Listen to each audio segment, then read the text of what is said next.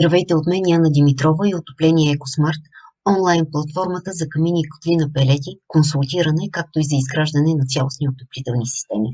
Днес съм решила в това видео да ви дам точно 3 причини, заради които си заслужава да заложите на пелетна камина Ксила Хидро. И така, да не губим време, а да започваме. Какво отличава пелетна камина Ксила Хидро от останалите пелетни камини? На първо място е дизайна. Забележете, тя е доста дълга, 1 метър, а дълбочината й е едва 28 см. Изключително различна като дизайн от масово предлаганите пелетни камини на българския пазар. Освен това, забележете този елемент в средната част. Тази лека издатина.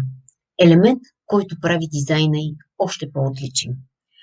Именно цвета на този елемент определя и цветовете, в които се предлага пелетната камина.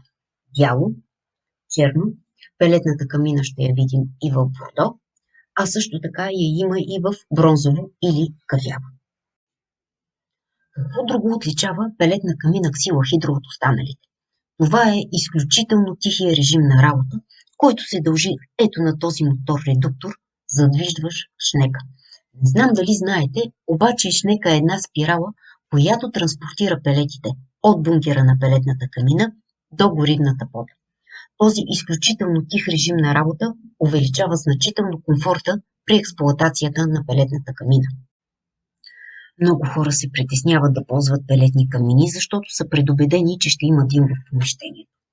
Искам да уточня, че при пелетните камини димът и мръсотията са значително по-малко в сравнение с камините на дърва и въглища. А при пелетна камина Ксила Хидро този проблем е разрешен благодарение на качествените уплътнители, които са поставени във всички разглобяеми части на камина. И така, искам да обобщя 3 предимства, за които днес ви говоря на пелетна камина Ксила Хидро.